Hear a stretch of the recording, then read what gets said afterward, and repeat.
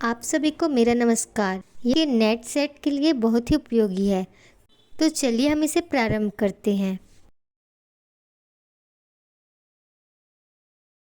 सुप्रसिद्ध कवयित्री सुभद्रा कुमारी चौहान का जन्म 16 अगस्त 1904 को नागपंचमी के दिन निहालपुर, इलाहाबाद में हुआ था।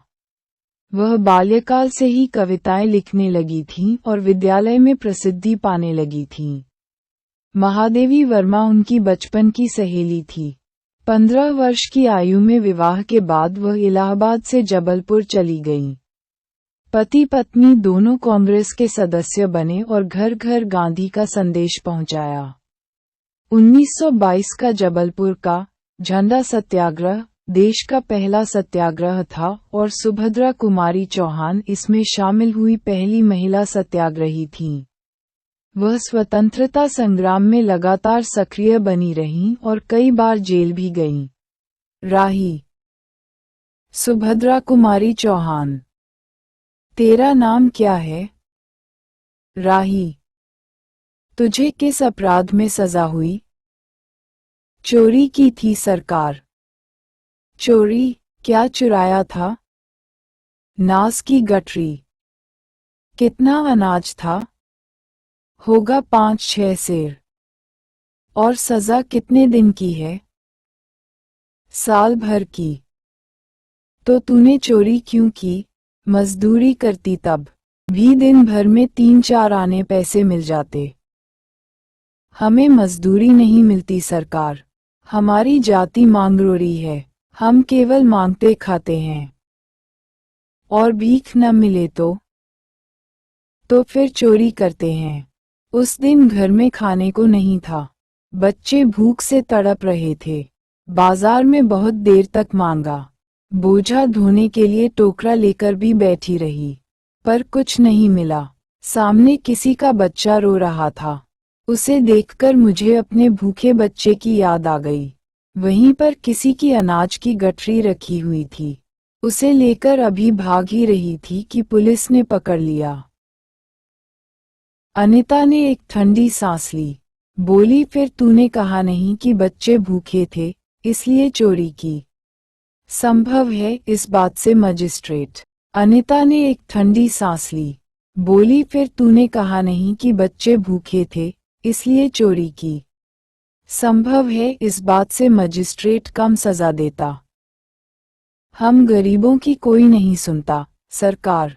बच्चे आए थे कचहरी में। मैंने सब कुछ कहा, पर किसी ने नहीं सुना। अब तेरे बच्चे किसके पास है? उनका बाप है? अनिता ने पूछा। राही की आंखों में आंसू आ गए। वह बोली, उनका बाप मर गया सरकार। जेल में उसे मारा था और वहीं अस्पताल में वह मर गया। अब बच्चों का कोई नहीं है। तो तेरे बच्चों का बाप भी जेल में ही मरा। वह क्यों जेल आया था? अनिता ने प्रश्न किया। उसे तो बिना कसूर के ही पकड़ लिया था सरकार। राही ने कहा, ताड़ी पीने को गया था। 2-4 दोस्त उसके साथ थे। मेरे घरवाले का एक वक्त पुलिस वाले के साथ झगड़ा हो गया था, उसी का उसने बदला लिया। 109 में उसका चालान करके साल भर की सजा दिला दी। वहीं वह मर गया। अनिता ने एक दीर्घ निश्वास के साथ कहा, अच्छा जा, अपना काम कर। राही चली गई। अनीता सत्याग्रह करके जेल में आई थी। पहले उसे बी क्लास दिया गया था, फिर उसके घरवालों ने लिखा पढ़ी करके उसे ए क्लास में दिलवा दिया। अनीता के सामने आज एक प्रश्न था। वह सोच रही थी, देश की दरिद्रता और इन निरीह गरीबों के कष्टों को दूर करने का कोई उपाय नहीं है। हम सभी परमात्मा के संतान, हम सबको खाने पहनने का समान अधिकार तो है ही। फिर यह क्या बात है कि कुछ लोग तो बहुत आराम करते हैं और कुछ लोग पेट के अन्न के लिए चोरी करते हैं। उसके बाद विचारक के अदूरदर्शिता के कारण या सरकारी वकील के चातुर्यपूर्ण जिरह के कारण छोटे छोटे बच्चों की माताएं जेल भेज दी जाती हैं। उनके बच्चे भूखों मरने के लिए छोड़ दिए जाते हैं। एक और तो ये कैदी है जो जेल आकर सचमुच जेल जीवन के कष्ट उठाती है, और दूसरी ओर हम लोग जो अपनी देशभक्ति और त्याग का ढिंढोरा पिटते हुए जेल आते हैं।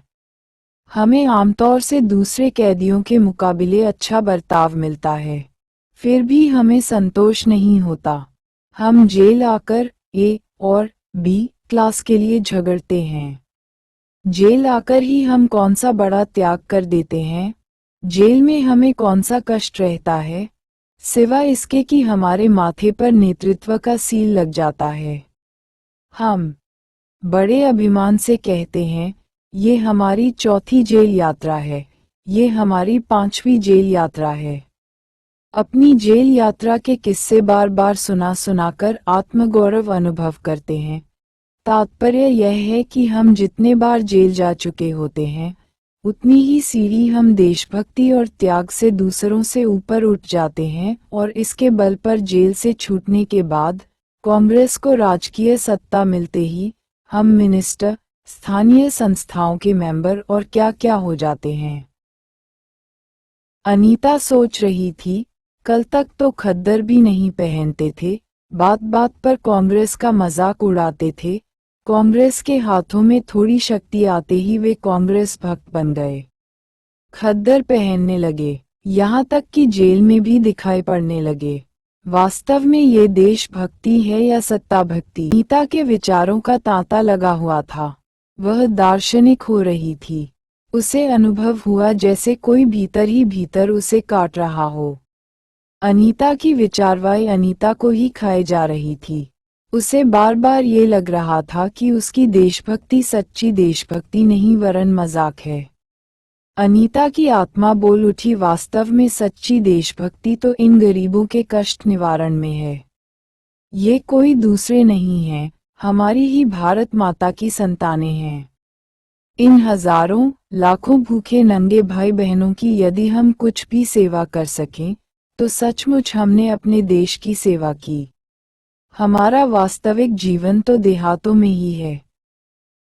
किसानों की दुर्दशा से हम सभी थोड़े बहुत परिचित हैं, पर इन गरीबों के पास न घर है, न द्वार। अशिक्षा और अज्ञानता का इतना पर्दा इनकी आंखों पर है कि होश संभालते ही माता पुत्री को और सास बहू को चोरी की शिक्षा देती है। और उनका यह विश्वास है कि चोरी करना और भीख मांगना ही उनका काम है। इससे अच्छा जीवन बिताने की वह कल्पना ही नहीं कर सकते। आज यहाँ डेरा डाले तो कल कहीं और चोरी की, बचे तो बचे, नहीं तो फिर 2 साल के लिए जेल। क्या मानव जीवन का यही लक्ष्य है? लक्ष्य है भी अथवा नहीं? यदि नहीं है तो विचारादर्श की उच्च सतह पर टिके हुए हमारे जन नायकों और युग पुरुषों की हमें क्या आवश्यकता? इतिहास, धर्म, दर्शन, ज्ञान, विज्ञान का कोई अर्थ नहीं होता, पर जीवन का लक्ष्य है, अवश्य है। संसार की मृगमरीचिका में हम लक्ष्य को भूल जाते हैं। सतह के ऊपर तक पहुंच पाने वाली कुछ एक महान आत्माओं को छोड़कर सारा जन समुदाय संसार में अपने को खोया हुआ पाता है।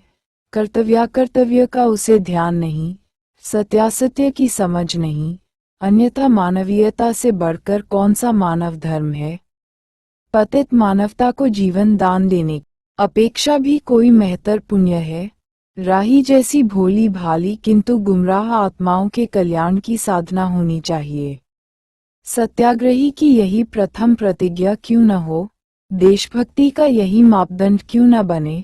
अनीता दिन भर इन्हीं विचारों में डूबी रही। शाम को वह इसी प्रकार कुछ सोचते सोचते सो गई। रात में उसने सपना देखा कि जेल से छुटकर वह इन्हीं मांगरोड़ी लोगों के गांव में पहुंच गई है। वहां उसने एक छोटा सा आश्रम खोल दिया है। उसी आश्रम में एक तरफ छोटे छोटे बच्चे पढ़ते हैं और स्त्रियां सूत काटती हैं, दूसरी तरफ मर्द कपड़ा बुनते हैं और रुई धुनते हैं। शाम को रोज उन्हें धार्मिक पुस्तकें पढ़कर सुनाई जाती हैं और देश में कहाँ क्या हो रहा है, ये सब सरल भाषा में समझाया जाता है।